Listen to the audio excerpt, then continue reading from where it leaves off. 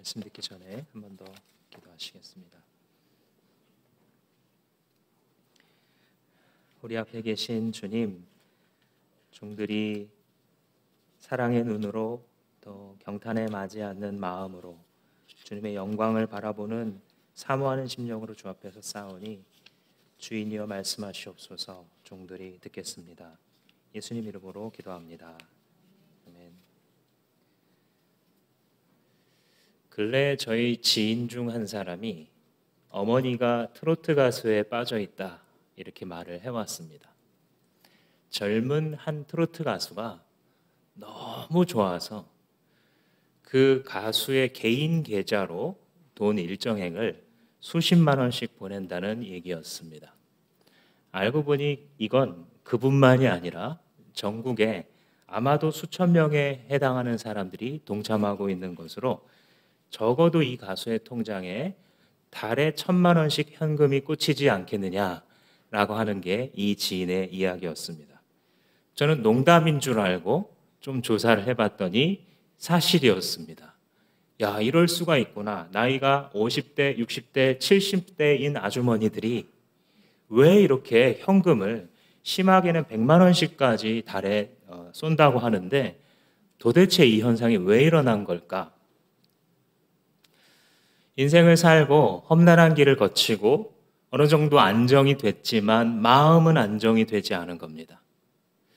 왜 그렇게 해요, 엄마? 물어보니까 돌아오는 답이 누가 나를 저 사람처럼 위로해 주니? 라고 말하더랍니다.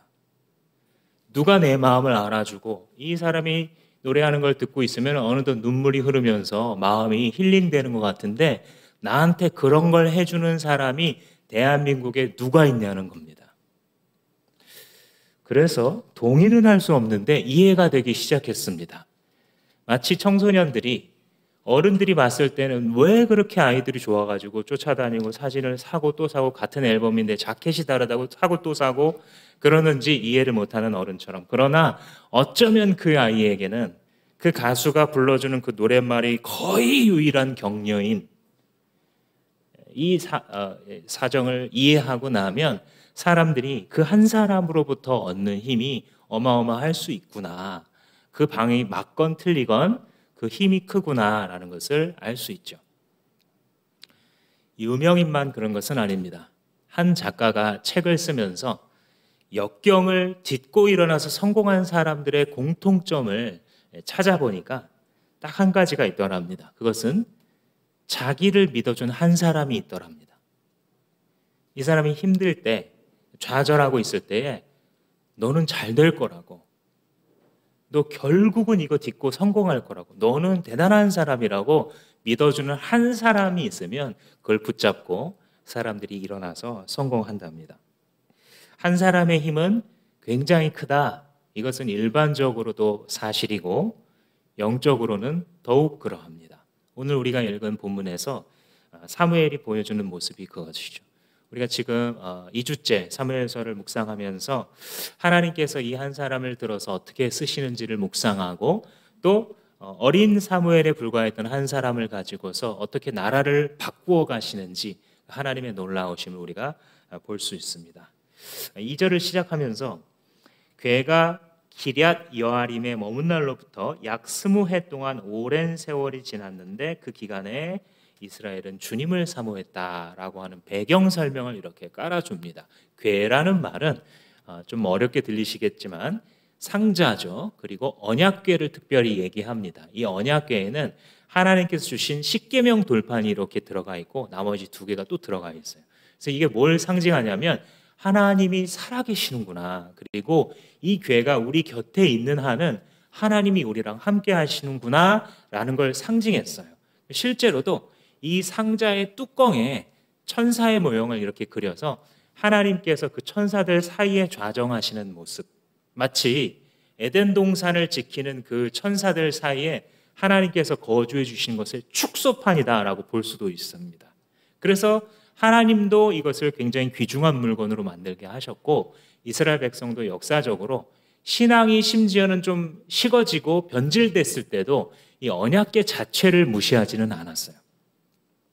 그런데 그 궤는 원래 기한 여림이라는 데에 있는 게 아니고 사무엘 시대 때, 엘리 시대 때는 실로에 있었어요, 원래는. 그런데 지금 오늘 본문이 왜 기랏 여아림이라는 좀 생소한 동네에 와 있느냐? 사정이 있죠. 큐티를 해나가신 분들은 아마 발견하셨겠지만 빼앗겼습니다. 그 연유는 이래요. 블레셋이 쳐들어와서 해변에, 이스라엘 해변가에 사는 족속이거든요. 그래서 쳐들어왔는데 이 블레셋 사람들에게 계속 지니까 이스라엘 사람들이, 특히 그 지도자들인 장로들이 어떻게 말을 했냐면 우리 언약궤를 갖고 전쟁에 나갑시다, 이런 말을 합니다. 왜냐면요, 이 이스라엘 가나안 땅에 처음에 들어갔을 때 여호수아와 그 군대들이 제사장이 언약궤를 앞세우고 그걸 건넜거든요. 그랬더니 승리가 계속 이어졌습니다. 여리고성을 무너뜨릴 때에도 언약궤가 제일 먼저 돌아왔어요. 그 생각이 났나 봐요. 그래서 우리 전쟁터에 저 언약궤를 가지고 나갑시다 하고 갖고 나갔는데 이 블레셋 사람들이 그걸 보고서 벌벌 떨기 시작합니다. 왜냐하면 소문을 들었거든요.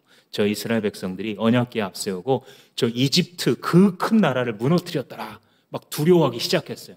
근데 마지막 순간에 이 블레셋의 한 이름이 기록되지 않은 지혜로운 장군이 있어요. 그래도 붙어보자.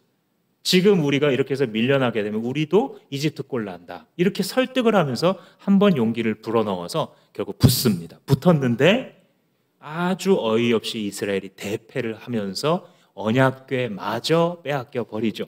언약궤를 빼앗기면서 언약궤를 메고 있었던 엘리 제사장의 아들 제사장들인 홈니와 비느하스도 죽고, 그들이 죽었다는 소식을 집에서 의자에 앉아서 들었던 이 엘리 제사장도 의자에서 떨어져 죽습니다. 그리고 이 비느하스의 아내가 죽으면서 이가봇 하면서 죽는데, 이 말은 뭐냐면 영광이 떠나가 버렸다라는 뜻입니다. 조금 감이 오시죠? 하나님의 언약궤를 빼앗겼다. 우리 백성을 책임지시고 임재해 주시는 그분의 영광이 저 이방 사람들의 손에 빼앗겼으니 이제 우리나라는 아무것도 별 볼 일 없는 아무 데서나 얻어 터지고 전쟁에 지는 나라가 됐구나라는 것을 상징적으로 이 여인이 죽으면서 말한 것이에요. 아이러니한 것은 전쟁터에서 언약궤를 메다가 죽은 홈니와 비느하스는 평상시 하나님의 제사를, 예배를 가장 무시한 사람들이었어요. 심지어는 이 예배에, 우리로 말하자면 예배죠, 이 제사가 예배의 가장 당시의 핵심이었던 하나님께 드리는 제물마저도 야, 그거 굽지 마, 우리는 생고기를 원해, 주님께서 지금 육회가 드시고 싶으시대, 그러면서 중간에 빼갈 정도로 하나님의 예배를 무시하는 사람들이었어요. 우리도 해봐서 알지만 이 코로나 시절에 이 현장에 나오지 못할 때에 우리가 처음에 막 나눴죠. 우리 같이 옷을 갖춰 입고 잘 예배 드립시다. 근데 시간이 지나면서 계속 온라인 예배를 드려본 분들은 아마 공감하는 포인트들이 있죠. 처음에는 이제 옷을 안 갖춰 입기 시작해요. 마음이 중요하지, 그죠? 그 다음에 이제 세수를 안 하기 시작합니다. 세수를 안 하고 그래, 우리 마음으로. 그러다음에 이제 늦기 시작해요. 이제 늦게라도 그래도 말씀 들어야 돼. 그 다음에 이제 실시간에 못 들어오게 됩니다. 그러니까 마음이 찔려가지고 나중에 어떻게 돼요? 점심 먹고 나서 영상을 보면서 예배를 드리죠. 그러다가 나중에는 오늘 예배 안 드렸네, 거기까지 가죠. 이게 지금 대한민국의 수많은 성도들의 현실입니다. 오프라인 예배가 교회는 열고 있지만 우리 교회는 굉장히 예외적이지만 여러분 주변에 보시면 오프라인 예배 인원이 회복되지 않은 퍼센트가 많고 평균적으로 30%에서 40%의 예배 인원이 빠져나갔습니다. 그들은 다 어디 있습니까? 예배로서 온전히 세워지지 않은, 그러나 자기가 예배와 관련이 있다고 생각하는 자리에 앉아 있겠죠. 이 홈니와 비느하스가 가장 자기들이 멸시했던 여호와의 종교의 힘을 빌어서 전쟁을 이겨보겠다고 나간 겁니다. 되게 아이러니하죠. 되게 바보 같고 어떻게 그렇게 할 수 있을까? 남 얘기니까, 그죠? 남 얘기니까. 당신은 예배를 어떻게 대하고 있습니까? 우리가 예배를 대할 때에는 예배를 어떻게 대하고 있습니까? 우리는 필요할 때 하나님의 이름을 부르면서 마치 언약궤를 이용해서 승리를 얻으려고 하듯, 내가 하는 사업과 일에서, 건강에서, 우리의 자녀의 문제에서 하나님을 부르는 그런 스타일입니까? 아니면 예배자이십니까? 예배가 가장 중요하여 그 이후에 다른 모든 것들이 이루어지는, 그것이 하나님 찾으시는 예배자들입니다. 언약궤를 빼앗기고 나서 그 언약궤가 다시 이스라엘로 돌아오게 됩니다. 1년의 사건을 거치는데, 언약궤를 뺏어갔으니까 블레셋은 기고만장합니다. 우리 다곤 신이 역사하셔서 그 세다고 하는 저 여호와 신을 무너뜨리고 그 여호와 신이 살고 있는 이 상자를 우리가 갖고 왔어. 그리고 전리품처럼 다곤 신상 옆에다 딱 놔둡니다. 무슨 뜻이에요? 다곤 신 아래에 있다는 거예요, 지금. 근데 자고 일어났더니 다곤 신상이 넘어져 있어요. 이상하다. 귀신이 왔다 갔나? 제대로 세워놨는데 다음날 가보니까 또 넘어졌고 이번엔 모가지가 부러져 있어요. 그래서 여기서부터 이제 벌벌 떨기 시작합니다. 아, 여호와 신이 다곤 신보다 훨씬 세구나. 다곤 신은 머리는 사람이고 이 밑에는 물고기인. 그래서 이 사람들에게 풍요를 가져다 준다. 이렇게 당시에 믿었던 신이에요. 인어공주의 남자판 정도, 고대 사람들의 인어 왕자라고 생각하시면 되겠는데, 그렇게 자기들이 의지하여서 살아가던 이 다곤 신이 안 되는구나라는 걸 깨닫고, 야, 우리 이 궤를 딴 데로 옮기자 하고 다른 동네로 옮겼는데 거기 재앙이 내리는 거예요. 우리 동네에서 제발 떠나세요. 다른 동네로 옮겼는데 거기도 재앙이 많은 거예요. 그래서 결론을 내죠. 이스라엘한테 돌려주자. 우리나라 망하겠다. 돌려줬는데 이스라엘의 베세메스라는 동네에 갔는데 거기도 또 사람들이 이 궤를 함부로 대하니까 또 재앙이 내려요. 그런데 이제 마지막으로 기럇 여아림이라는 오늘 본문에 기록된 이 동네에 갔을 때 아미나답이라는 레위인 한 사람이 극진하게 잘 거룩의 예법을 따라서 모십니다. 그래서 더 이상 아무 사건도 안 일어나고 아무도 안 죽은 지 20년이 지났다, 이 얘기를 하는 겁니다. 건드릴 수가 없겠죠, 이 언약궤를. 잘못 건드렸다가 이스라엘 사람이건 블레셋 사람이건 큰일 날 수 있으니까 실로 옮겨오는 거는 생각도 못하고 그냥 그 자리에 계속 있는 거예요. 뭔가 뒤죽박죽인 세상인 건 맞습니다. 사사시대의 끝자락이기 때문에 지금도 뒤죽박죽이거든요. 그런데 아주 보이지 않는 곳에서 잔잔한 물결이 새롭게 흘러가기 시작했어요. 2절을 다시 보시면 하반절에 이 기간에 이스라엘의 온 족속이 주님을 사모하였다라고 하는 굉장히 생뚱맞은, 여기 안 나와야 될 것 같은 말이 여기 탁 등장을 합니다. 그 이유는 무엇이냐면 사무엘의 성장과 관련이 있어요. 지난 주일에 나눴었던 사무엘을 하나님께서 부르셨을 때 사무엘은 어리잖아요. 한 10대쯤 되어 보인다고 했잖아요. 그리고 나서 20년이 지났으니까 이제 완전히 장성한, 아마도 30대의 사사이자 제사장이자 선지자가 지금 되어 있는 겁니다. 근데 이 사무엘이 성장하면서 3장에서 사무엘상 3장에서 뭐라고 사무엘에 대해서 평가를 하고 있냐면, 그의 사무엘의 입으로 나오는 말이 하나도 땅에 떨어지지 않게 하셨다. 하나님께서 그렇게 하셨다는 거거든요. 이게 무슨 뜻인지 한번 묵상해 보세요. 사무엘이 하는 말마다 땅에 안 떨어졌다는 건 그대로 다 됐다는 얘기거든요. 이게 무슨 뜻이죠? 근데 이게 사무엘이 신통력이 있다 이 말입니까? 아니겠죠. 지난주에 봤던 것처럼 사무엘은 어떤 사람이었어요?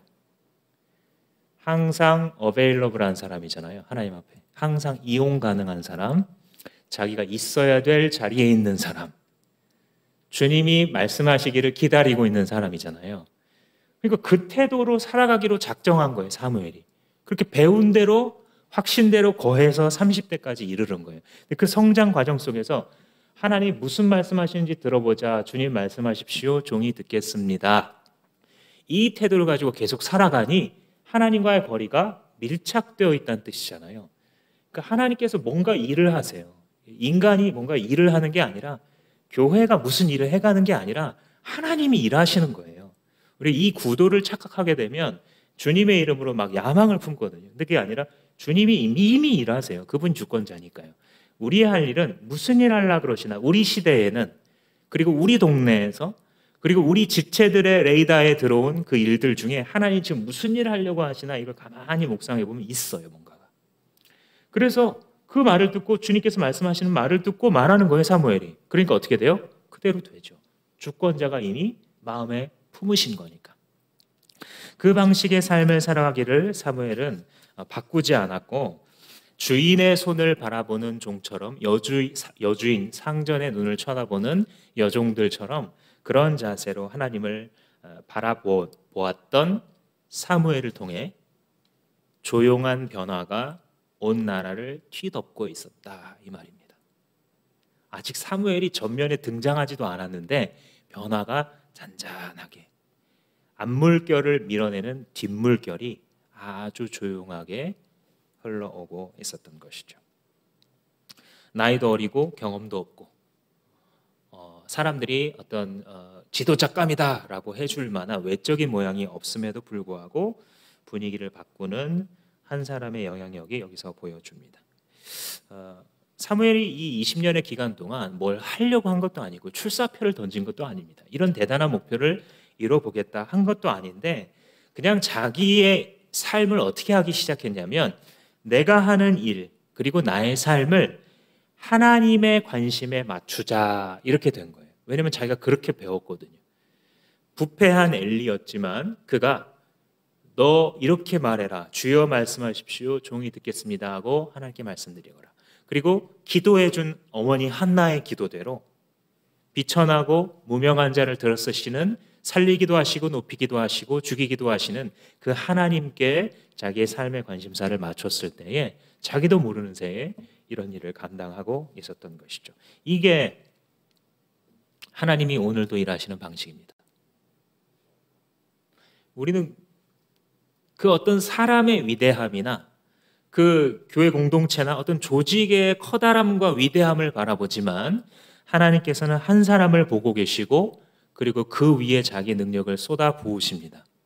일하시고 드러나지 않더라도 잔잔한 물결과 같이 이미 그 공동체를 한 방향으로 이끌어 가시죠. 우리는 어떻게 하면 됩니까? 따라가면 됩니다. 귀만 잘 세우고 있으면 됩니다. 주님이 뭘 원하시나 그리고 우리에게 지금 뭘 말씀하고 계시나 지금 우리 주마음 공동체를 하나님께서 어떤 방향으로 이끌어 가려고 하시나 나는 어떻게 동참할 수 있을까? 이것만 하면 이루어지고 하나님께서 작은 물결을 통해 큰 물결을 만들어 가시는 것입니다. 그래서 이제 3절이 사무엘이 이스라엘 온 족속에게 말하였다는데 이게 처음 나오는 말이에요. 이전에 사무엘은 그냥 아이였는데 이제 지도자로서 이 민족의 지도자로서 처음 무대에 하나님께서 올리시는 장면입니다. 그 무대에 올라가서 사무엘이 이제 말을 하기 시작하는데 그 일성을 한번 들어보시죠. 3절에 사무엘이 이스라엘 온 족속에게 말하였다. 여러분이 온전한 마음으로 주님께 돌아오려거든 이방 신들을 없애버리고 주님께 마음을 두고 그분만을 섬기십시오. 회개예요, 회개. 일성부터가 회개입니다. 천국이 가까웠다. 회개하라 외쳤던 예수님처럼 세례 요한처럼 그리고 예수님의 제자들처럼 그 일성이 하나님께서 하고자 하시는 일을 앞두고 그 위에 쓰임받을 사람들에게 주님께서 하시는 말씀이 네 그릇을 정결케 하라입니다. 아무리 많은 것을 가졌고 많은 경험을 가지고 지혜가 있더라도 정결하지 않은 그릇은 절대 쓰임받지 못합니다. 만약 정결하지 않은 그릇이 뭔가 하나님의 일에 결부가 되어 있으면 결국 사고를 냅니다. 하나님께서 이 사무엘을 통하여서 주시고 싶으신 말씀은 너희들의 삶에 나에게 마땅한 관심을 빼앗아 바치고 있는 그것이 무엇이냐 물어보고 계신 거예요. 여기서 지금 이방신과 아스타롯 여신의 신상을 없애라 이렇게 이제 콕 찍어서 얘기했는데 아스타롯은 여신이거든요. 그 고대 근동 땅에 있던 모압의 그모스라고 하는 전쟁의 신이 있는데 그 신의 마누라라고 불리는 신입니다. 고대 근동에서는 아스타롯이라는 말로 불렀고요. 나중에 이제 이게 그리스 헬레니즘 문화권으로 가게 되면 여러분들 들어보신 적이 있을 거예요. 아프로디테 여신이 됩니다. 사랑과 미의 여신. 그리고 로마 시대가 되면 비너스라고 불리게 되죠. 사랑의 여신, 미의 여신, 그리고 풍요의 여신이기 때문에 굉장히 인기가 있었어요. 우리가 막 고대인들 뭐 돌 가지고 뭐 음식 자르면서 이렇게 생각하시겠지만 그 당시에 사람들이 가지고 있는 이방 종교를 바라보는 모습은요 아주 패셔너블하고 사람들이 봤을 때에 첨단을 달리는 저기 따라가는 게 주류야라고 느껴지는 당시 사회에서의 위치가 바로 이 여신을 섬기는 종교였습니다. 훗날 솔로몬이 이 아스타롯을 위해서 신전을 지어줄 정도였어요. 여러 산당을 지었는데 그 중에 하나가 바로 이 아스타롯에게 봉헌된 그 신당이었습니다. 우상이라는 것은 무엇이냐면 우리의 마음을 빼앗아가는 거예요. 우리 지난 여름 수요계 기도의 기간에 위조 행복에 대해서 얘기를 했었잖아요. 행복인 것처럼 보이는, 행복을 보장해 줄 것처럼 보이는 여러 요소들에 대해서 우리가 다뤘는데, 그게 결국은 뭘 하는 거냐면 요거를 달성하게 되면 당신의 인생 그때부터 안정되고 그때부터 행복해진다라고 약속을 막 하는 거예요. 그리고 그 추종자들이 많아요. 내 주변에 정말 그렇다고, 이 돈을 가지게 되면, 이 아파트를 가지게 되면 굉장히 안정될 거라고 말해주는 사람들이 주변에 많은 거예요. 그래서 마음을 빼앗기죠. 왜냐하면 내 돈과 시간과 정열이 거기에 들어가니까요. 근데 그 정도의 정열은요, 사실 여러분들의 목숨과 시간의 가치는 굉장히 귀한 거거든요. 그래서 그 정도의 신경 쓰고 그 정도의 스트레스 받는 거는요, 이 우상이 받을 만하지가 않아요. 여러분들의 시간과 가치, 그 정열은요, 받으실 만한 분은 따로 있어요. 오직 온 세상에, 온 하늘과 땅 위에 여러분들의 그 정도의 정열을 받을 만한 분은 하나님 한 분밖에 안 계세요. 하나님 한 분만이 여러분들의 그 많은 정성과 정열과 시간을 받으시기에 합당하세요. 왜냐하면 주인이시니까, 창조주이시니까, 우리의 목숨을 붙잡고 계신 분이시니까 그분만 그걸 받으실 자격이 있어요. 근데 내가 어떻게 사나 가끔 돌아보면 이 프로젝트가 이루어져야 되는 거예요. 저는 예를 들어서 목회자니까 이 사역이 지금 잘 돼야 되는 거예요. 출발은 하나님이었어요, 물론. 이 사역 자체도 물론 성경도 있고 뭐 이런 사역이에요. 근데 나한테 솔직히 어느 순간 더 중요한 게 뭐냐면 이게 성공되는 거예요. 그러니까 하나님의 뜻이 이 프로젝트를 통해서 어떤 열매를 맺는 것인지도 사실 잘 몰라요. 근데 그거를 방해하는 사람이 밉고, 이 프로젝트가 어그러지면 마치 내 인생이 망가진 것 같은 좌절에 빠져요. 여러분들도 그러지 않으세요? 가정에 어떤 문제가 생기게 되면 마치 내 인생이 그냥 끝장난 것처럼, 내가 모든 걸 바친 자녀가 이렇게 행동하는 모습을 봤을 때 모든 게 다 쓸모없고 하나님 믿는 것도 뭐 교회도 뭐 다 소용없는 것처럼. 여러분, 근데 그 정도의 헌신을 받을 만하다고요? 아니라고요? 아니라고요. 아무리 자식이어도, 아무리 내 사업이어도, 아무리 우리 가정이어도 그 정도의 헌신을 받을 자격은 없어요. 왜냐하면 우상이기 때문에. 우리의 목숨에 달린 헌신을 받으실 만한 분은 오직 우리 주 하나님이시다. 아멘이십니까? 그걸 지금 회복시켜 주시는 거예요. 우상에 빠져 있으면 아무것도 안 되니까. 언약궤, 그러니까 거룩한 것 중에 제일 거룩한 것 중에 제일 거룩한 거, 지성소 안에 들어가 있는 거, 그게 언약궤잖아요. 그거 가져와도 안 된다는 거예요. 하나님 앞에서 주님을 향하여 우상을 제거하고 나의 관심을 빼앗아가는, 나의 에너지와 나의 정열, 가장 정열의 그 노른자 위에 해당하는 것을 하나님께 드려야 될 그것을 쓱 가져가는, 그게 무엇인지 여러분들 묵상해 보시기 바랍니다. 목장 모임에서 나눔할 때 그런 것들을 좀 정직하게 나눠 보셔야 목장에서 책임지고 자기가 발설한 것들은 하나님이 역사하시죠. 그거 경험하신 분들이 많을 거예요. 두 번째 회개의 이 징표가 주님께 마음을 두고 이렇게 나와 있어요. 3절에. 그죠? 첫 번째는 우상을 없애고 두 번째는 주님께만 마음을 두라고 하는데, 이게 이제 그 원어의 의미가 뭐냐면요, 고정시키는 거예요. 픽스하는 거예요. 제가 집에서 이 아보카도를 키우고 있는데 아이 중에 하나가 아빠 아보카도 씨 심으면 난데, 그래서 눈이 번쩍 뜨였어요. 이 비싼 아보카도가 만약에 우리 집 베란다에서 자라나 열매를 맺게 된다면 우리는 얼마나 맛있고 좋은 과일을 먹을 수 있을까, 꿈에 부풀어서 이거를 했는데 안 나와요. 근데 한 3달이 지나더니 싹이 나오기 시작했어요. 그래서 지금 실제로 한 이 정도 크기의 아보카도 식물이 2개가 집에 있습니다. 근데 이제 점점 희망이 부풀면서 이 정보를 찾아봤어요. 그랬더니 당신 집에 있는 그 베란다에 있는 아보카도는 당신이 먹은 그 아보카도를 생산하지 않습니다 하고 전문 농부가 알려주더라고요. 우리가 먹는 맛있는 아보카도는 돌연변이래요. 그래서 100그루를 심으면 만 그루를 심으면 그중에 9,999그루는 맛없는, 사람이 먹을 수 없고 다람쥐도 먹지 않는 아보카도를 생산하는데, 돌연변이 중에 하나인 아보카도가 사람이 먹었을 때 맛있는 아보카도가 나와서 사람이 거기다가 딱 특허를 내고 붙이고 그걸 전 세계로 공급해서 몇 종이 안 된다는 거예요. 전 세계 사람들이 먹는 아보카도가.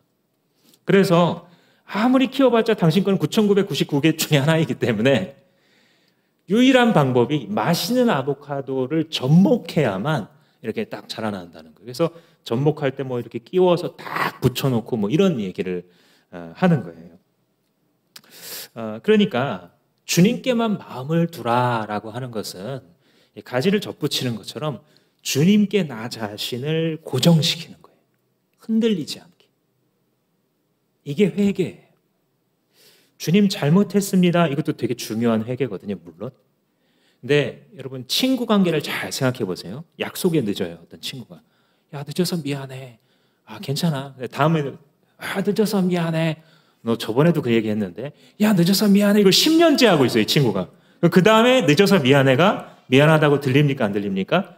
안 들려요. 이 친구는 원래 나랑 시간을 맞춰서 나올 생각이 처음부터 없었어요. 아니면 원래 습관이 그래요. 그 진심이 안 느껴지잖아요. 그러니까 주님 앞에 미안합니다. 주님 죄 지어서 정말 잘못했습니다도 중요한 게 맞아요. 맞지만 어떻게 보면 그보다 훨씬 중요한 게 후속 조치잖아요. 주님 죄송합니다. 제가 주님의 사랑을 깨달았기 때문에, 주님의 은혜를 내가 모르면 몰랐을까? 주님의 은혜를 내가 이제 깨달았기 때문에 주님께 붙어 있겠습니다. 이 말을 하는 거예요. 우리가 신앙생활을 한다는 게, 회개하고 나서 이 신앙을 세워간다는 게 건축과 비슷한 면이 있어서요. 기초가 잘 돼야 소용이 있어요. 기초가 좀 잘못되면 그 위에 되게 많이 쌓아도 나중에는 허물어야 되잖아요. 한국의 한 어떤 아파트도 막 난리가 났잖아요. 기초와 공법에 따라서 차근차근 잘 쌓아나가야 그것이 이루어지죠. 또 하나는 뭐냐면 자꾸 왔다 갔다 하면 안 돼요. 이 기초를 놓고 이 건축의 허가를 받고 그 디자인을 한 대로 거기 다 계산이 되어 있는 거잖아요. 그대로 이렇게 하든지, 아니면 이걸 수정을 하려면 역시 엄밀하게 계획을 해서 수정을 해야지, 이렇게 하다가 좀 마음에 안 드는데 허물고 다시 이렇게 반 잘라내고 다시 그 위에다가 하면 나중에 얼기설기 이상한 건물이 나오죠. 흔들리게 되고 무너지는 건물이 나오게 되죠. 주님을 섬긴다는 게, 여러분, 첫 번째는 기초가 되게 중요해요. 우리 교회 삶공부를 지금 하시는 분이 제가 세보니까 중복 과목 같이 들으시는 분을 합쳐서 72명이에요. 우리 교회에 출석하시는 분의 거의 대다수가 이미 듣고 계신다는 건데, 그러니까 제가 1인 1공부를 합시다라고 말하는 것은 주님께 자꾸 붙어있는 훈련이에요. 이 과목을 들었다고 그게 마스터가 아니라 그랬잖아요. 훨씬 더 중요한 의미는 주님께 붙어있는 거예요. 그래서 여러분들 가운데 한번 생각해 보세요. 최소한 절반 이상은 맞으실 텐데, 내가 삶공부를 들은 지가 한 학기, 두 학기, 세 학기, 네 학기째 안 듣고 있다. 예를 들어서 그 학기 수가, 안 들은 학기 수가 늘어날수록 방황하고 계실 겁니다. 확실합니다. 한 과목을 듣든지 한 과목을 가르치든지 그 학기, 가을이면 가을, 봄이면 봄, 내가 하나님께 붙어 있고 은혜 받는 자리에 있으려고 노력을 해야지 나의 신앙이 계속 지어져 갈 수 있는 것이죠. 그리고 내가 주님 앞에 한번 결단했으면 자꾸 이랬다 저랬다 하지 마세요. 주님 앞에 나를 묻고 흔들리지 마세요. 여러분들 지금 상공부를 시작한 다음에 이제 한 1, 2주가 지났는데 벌써 아마 이런 분들 계실 거예요. 야, 이게 이런 과목인 줄 알았으면 내가 신청을 안 했을 텐데, 막 이렇게 생각이 드시죠? 근데 여러분, 그런 생각이 드시는 분은 기뻐하고 즐거워하십시오. 왜냐하면 나를 이미 묶어놨어요. 그렇죠? 사람들의 눈치가 보이고 막 자꾸 강사가 연락을 해요. 그렇죠? 잘하고 계시나요? 그래서 내 처음 의지와 열심히 해야지 하는 감정은 빠져버렸어요. 근데 뭐가 남아있냐면 나를 묶어놨기 때문에 가게 되어 있어요.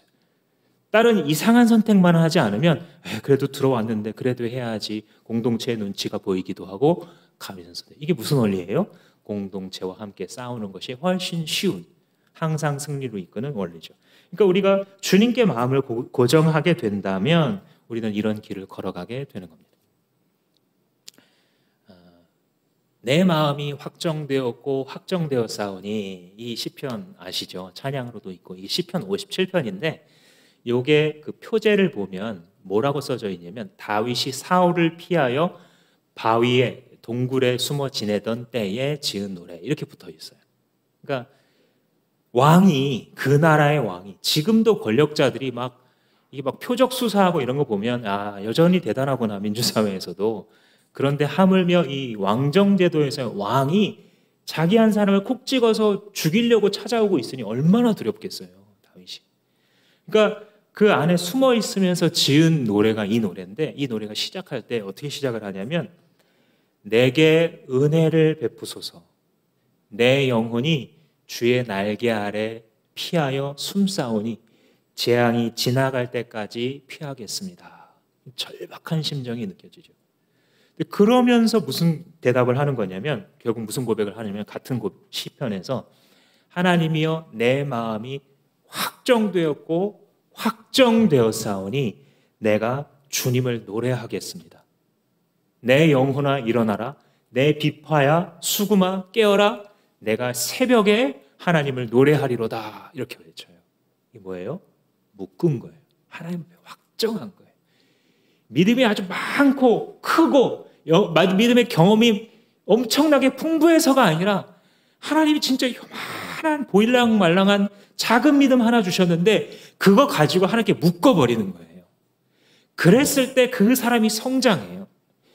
이랬다 저랬다 한 사람보다요 아무것도 없었는데 거기서 새로 시작한 사람이 나중에 더 성장하는 이유가 바로 그런 겁니다. 첫 번째로는 우상을 없애고 두 번째는 주님께 마음을 두고 묻고 그 다음에 그분만을 섬기십시오 이렇게 얘기하죠. 여기서 그분만을 섬기라는 말과 또 3절 초반에 온전한 마음으로 주님을 섬기라라는 이 말이 같이 하모니를 이루는데 이것은 마음이 나눠진 것의 반대말이에요. 마음을 요 방에도 두고 요 방에도 두고 요 방에도 두고 이게 보통 사람이에요. 이게 상당히 많은 사람의 신앙생활입니다. 근데 주님께서 사실 찾으시는 사람은 어떤 사람이냐면 방이 한 개인 사람이에요. 심장 전체가 거기 들어가 있는 사람. 이걸 원하는 거예요. 너는 나뉘어지지 않은 온 마음으로 나를 사랑해라. 제가 생명의 삶 시간에 얘기하죠. 하나님께서 요구하실 때에는 인간과 다르게 자기가 이미 헌신한 것을 우리에게 요구하신다 그랬잖아요. 어른은 자기를 막 재밌다고 술이나 막 계속 보고 있으면서 너는 들어가서 공부해! 이게 인간이잖아요. 근데 하나님은 그러지가 않고요. 네가 목숨을 다해서 나를 사랑해라 라고 말씀하실 때 가만히 생각해 보시면 자기 목숨보다 더한 걸 우리한테 주셨어요. 그죠? 자기가 안 한 걸 요구하시는 게 아니에요. 하나님 이미 하신 걸 갖고 우리에게 말씀하세요. 그러니까 너는 온 마음으로 그분만을 섬겨라 하실 때에 억울하게 느끼시면 안 돼요. 억울하면 하나님이 억울하죠. 예수님의 생명의 가치와 내 생명의 가치가 이게 잽이가 됩니까? 당신은 온 마음으로 주님께 돌아오세요. 당신들이 하나님께 회개하려면 우상을 버리시고 온 마음을 다해서 주님께 당신을 묶으십시오 라고 일성으로 그가 백성들에게 설교를 했던 것이죠. 엘리 제사장의 시대에는 그 홈니와 비느하스가 언약궤를 사용해서 승리를 가져오고자 했다면 사무엘의 시대에는 백성들의 마음을 하나님께 바침으로써 승리를 가져오려고 했던 것이죠. 그 후자가 실체입니다. 마음을 가져와야 돼요. 우리가 승리하려면 언약궤가 아니라 마음을 갖고 와야 되는 거예요. 나누어지지 않은 심장을 갖고 와야 되는 거예요. 주님께서 받으시는 심장은, 주님께서 받으시는 예배는, 주님께서 받으시는 우리의 삶의 제사는 나누어지지 않아야 돼요. 그것을 가지고 오라라고 선포를 해요. 근데 백성들이 이걸 말을 듣고 어떻게 했을까요? 4절 말씀에 이 말을 듣고 이스라엘 자손이 바알과 아스타롯 신상을 없애버리고 주님만을 섬겼다. 순종한 거죠. 엘리 제사장 시대는 정말 자기가 제 소견에 오른 대로 살던 시대인데 서서히 이렇게 바뀌고 있는 거예요. 백성들도. 이게 한 사람의 영향력입니다. 왜냐하면 사무엘이 하나님의 말을 듣고 있기 때문에 백성들도 하나님의 말을 듣는 거죠. 리더들은 귀가 있는 자는 들으십시오. 자기가 섬기고 있는, 자기가 해나가야 되는 사역들과 돌봐야 되는 영혼들이 있을 때에 내가 하나님께 순종하지 않는다면, 내가 리더십에 순종하지 않는다면 어떻게 내가 섬기는 사람들이 나를 따라와 주겠습니까? 추종자가 없다면 이미 당신은 리더가 아니에요. 사무엘이 이렇게 선포했을 때에 백성들이 따라오잖아요. 그죠? 하나님께서 세우신 리더가 맞아요. 순종하는 자들이 있기 때문에 사무엘이 공허한 선지자가 안 되는 거죠. 주마함교회 정진명 목사가 만약에 가치가 있다면 그것을 함께 동참하여 동역하고자 하는 성도들이 있기 때문이죠. 그죠? 그렇지 않다면 그냥 저는 뭐 성경 교사, 말을 하는 사람에 불과하지 아무런 의미가 없을 것입니다. 리더를 리더로 만들어주는 사람들은 그 리더를 따르는 사람들입니다. 사무엘을 사무엘로 위대한 지도자로 만든 것은 그와 함께 순종한 일반 백성들이었죠. 그래서 사무엘이 이제 담대하게 5절부터 미스바로 모여 하고 선포를 합니다. 미스바는 원래 이제 재판을 하던 장소인데 거기서 모여서 하나님 앞에 재판을 받겠다 이런 의미로도 들립니다. 하나님 우리의 죄를 용서해 주세요라고 고백을 하게 됩니다. 6절 말씀 하반절에 보시면 물을 길어다가 제물로 삼아 주님 앞에 쏟아붓고 그날 종일 금식하였다. 거기서 우리가 주님을 거역하여 죄를 지었습니다 하고 고백하였다. 그러니까 주님 앞에 회개를 하는 것이죠. 우리가 잘못했습니다. 사랑하는 성도 여러분, 하나님께서 찾으시는 사람은 이런 사람이에요. 주님, 제가 잘못했습니다. 이걸 고백할 줄 아는 사람. 하나님이 구하는 사람은 어떻게 보면 의인이 아니고요, 죄인인데 자기가 죄인인 줄 아는 사람. 그래서 주님이 구하시는 제사는 상한 심령이다, 이렇게 시편 기자가 노래했어요. 주님이 구하시는 제사가 막 탁탁 갖춰진 어떤 이런 것보다도 상한 심령으로 나한테 나오는 사람이 있으면 그게 완전한 제사라는 거예요. 그게 하나님 마음을 흡족하게 하는 제사라는 거예요. 주님, 내가 의지가 없어서 손들고 주님 앞에 왔사오니 나를 받아주세요. 주님이 날 받아주시지 않으면 세상 누구도 나를 받아줄 수 없습니다. 신앙의 선배들과 함께 우리가 계속 노래해왔죠. 주님 앞에 그렇게 나아가는 것을 하나님께서 기뻐하시고 받으십니다. 그리고 보시면 금식을 해서 기도했다고 6절 말씀에 나와 있는데, 금식이라는 것은 진지한 기도의 수단이에요. 오늘날 교회들이 많이 사실 잃어버렸죠. 여러분들 기도할 때에 돌파하는 기도가 있으면 금식을 하면서 기도해 보세요. 금식을 하는 것 자체가 하나님을 섬기는 거고요. 그리고 금식을 하면서 기도한다는 뜻은 무슨 뜻이냐면 내가 먹지 못할지라도 이 기도는 하나님께 드려야 되겠습니다 라는 뜻이에요. 그러니까 하나님 앞에 그만큼 자기가 지금 진지한 기도를 드리는 것이죠. 육신의 정욕이 끊어지지 않을 때, 정말 인생에 있어서 중요한 결정을 해야 될 때에 하나님 앞에 이와 같은 결단의 기도가 필요합니다. 주님, 먹는 것보다, 내가 지금 당장 먹는 것보다 나는 하나님의 은총을 먹어야 되는 사람입니다. 은혜가 없는 분들도 금식하며 기도하십시오.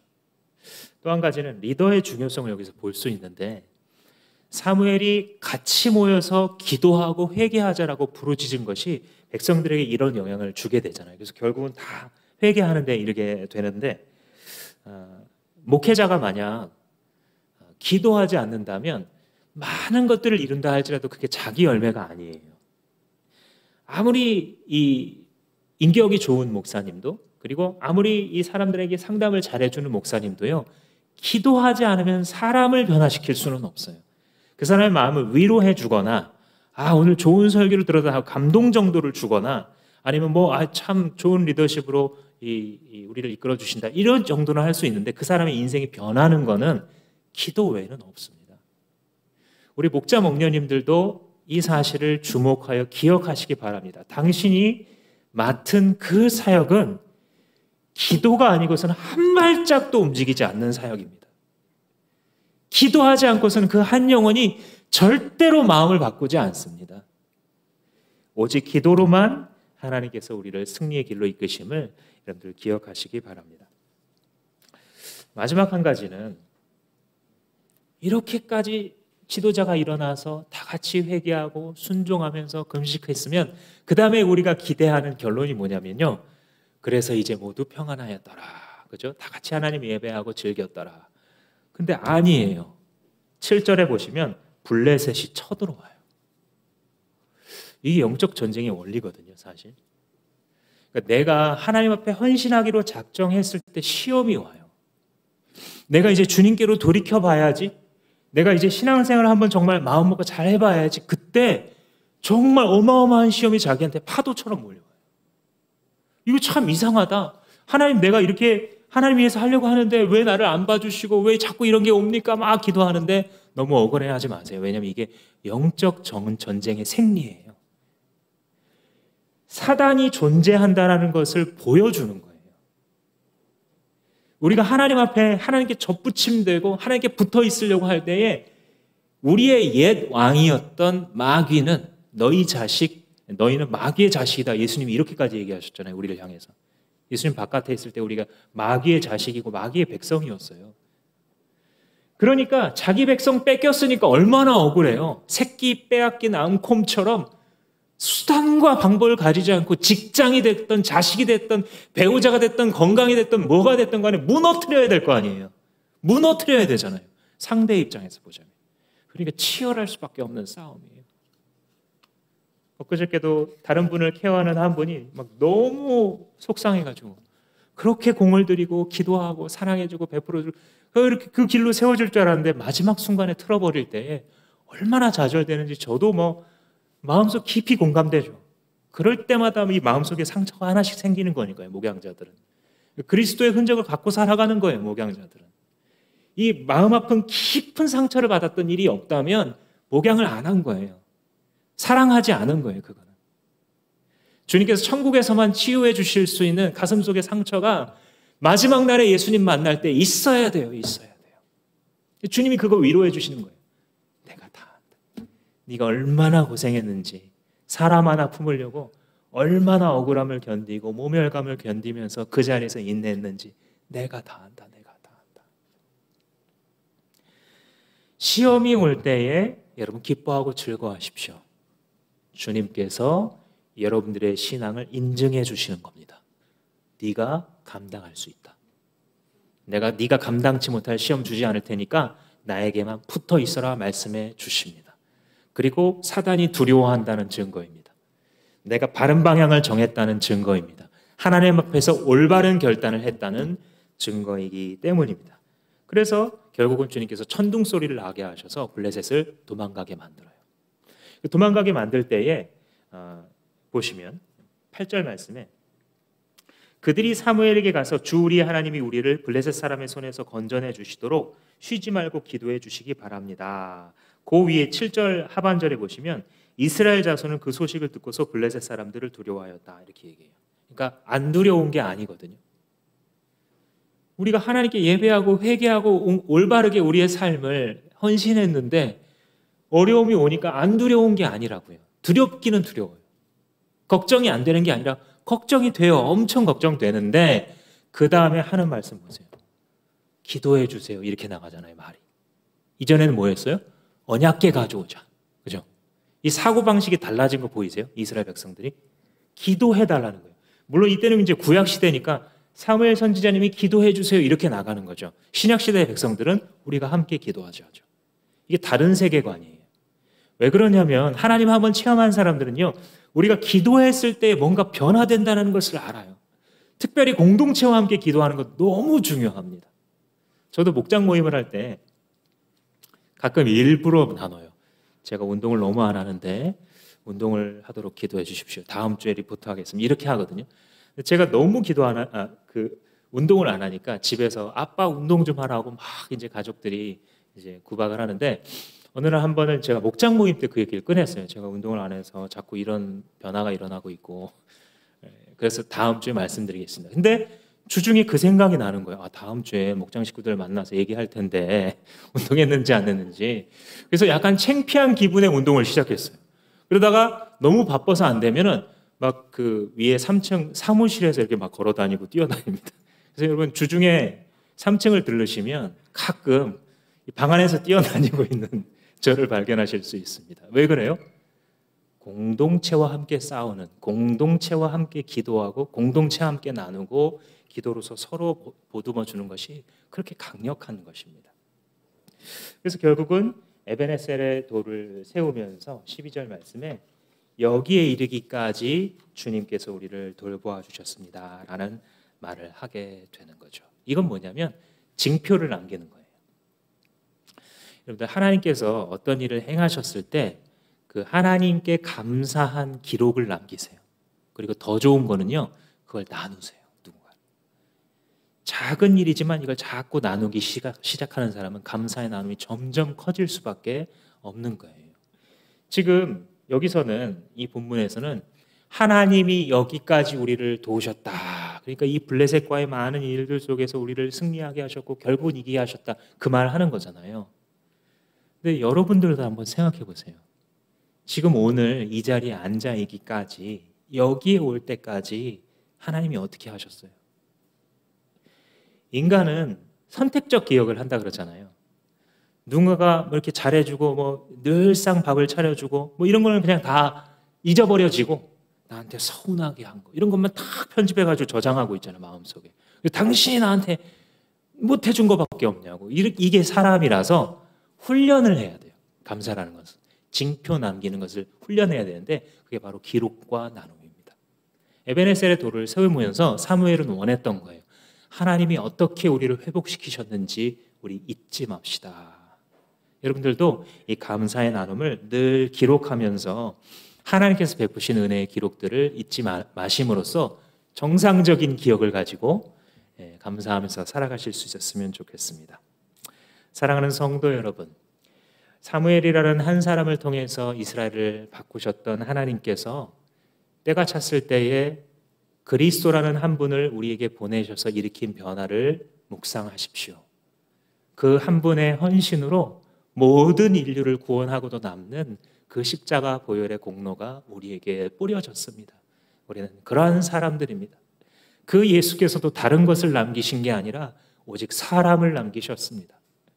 12명, 11명의 변변치 않아 보이는 그런 사람들 속에 성령이 부어졌을 때에 그들은 하나님의 폭탄이 되었고 성령의 전사가 되었고 예수 그리스도의 군사가 되어 온 세상을 2000년 동안 변화시키는 하나님의 사람들로 만드셨던 것입니다. 사랑하는 우리 주한교회 성도 여러분, 여러분들도 하나님께서 부으신 예수의 사람, 성령의 사람, 주님의 사람인 것을 잊지 마십시오. 그분께 가까이 붙어 있고 그분께서 이용하시는 주님의 거룩한 그릇 되기를 주님의 이름으로 축복합니다. 기도하시겠습니다. 기도할 때 미스바의 회개를 보면서 나에게도 이 미스바가 필요하구나, 내가 주님께 지금 회개해야 되는 시간이구나 깨달아지신 분은 그것을 하나님 앞에 조용히 고백하면서 회개 기도를 올려드리시고, 또 하나님 앞에서 내가 주께 지금 붙어 있어야 되겠구나, 주께 접붙여 있지를 않구나 라는 느낌이 드시는 분은 또한 그것을 하나님 앞에 올려드리면서 헌신의 기도를 하겠습니다. 함께 기도합니다. 살아계신 주님, 지금도 주님께서는 사무엘과 같이 예수 그리스도와 같이 하나님 앞에 붙어 있어 수종들 대기할 그런 종을 찾고 계신 줄로 믿사오니, 주님, 부족해도 연약해도 주님, 나 같은 자라도 주님이 써기 원하신다면 써 주시옵소서. 예수 그리스도의 보혈의 공로를 의지하여 부족한 자가, 또한 더러운 자가 주님 앞에 서오니 주의 한없는 십자가 사랑으로 품에 안아주시고 용서하시며 정결케 하시고, 사랑하는 주인의 눈에 손에 우리의 눈가기를 고정하여 주여 말씀하시옵소서. 종이 따르겠습니다. 고백하는 인생관으로 평생 살아가는 우리가 될 수 있도록 축복하여 주시옵소서. 이와 같이 목양하며 헌신하는 목양자들에게 주께서 더 큰 은혜를 더해 주사 그들이 하는 모든 기도마다 응답되게 하옵소서. 감사드리며 예수님의 이름으로 기도합니다.